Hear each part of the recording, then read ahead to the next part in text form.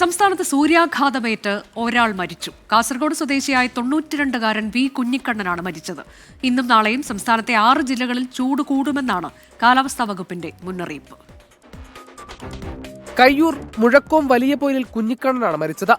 ഇന്നുച്ചയ്ക്ക് 2:30-യോടെ വീടിന് സമീപത്ത് വെച്ചാണ് കുഞ്ഞിക്കണ്ണന് സൂര്യാഘാതമേറ്റത്. ബന്ധുവീട്ടിലേക്ക് നടന്നു പോകുന്നതിനിടെയാണ് സംഭവം. ചെറുവത്തൂരിലെ സ്വകാര്യ ആശുപത്രിയിൽ എത്തിച്ചെങ്കിലും ജീവൻ രക്ഷിക്കാനായില്ല.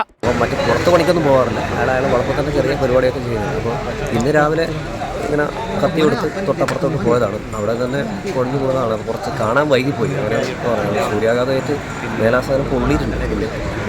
അതേസമയം ഇന്നും നാളെയും സംസ്ഥാനത്ത് ചൂട് കൂടുമെന്നാണ് കേന്ദ്ര കാലാവസ്ഥാ വകുപ്പിന്റെ മുന്നറിയിപ്പ്. 6 ജില്ലകളിലാണ് ഇന്ന് യെല്ലോ അലർട്ട്. കൊല്ലം, പത്തനംതിട്ട, തൃശൂർ, പാലക്കാട്, കോഴിക്കോട്, കണ്ണൂർ ജില്ലകളിലാണ് യെല്ലോ അലർട്ട് പ്രഖ്യാപിച്ചത്.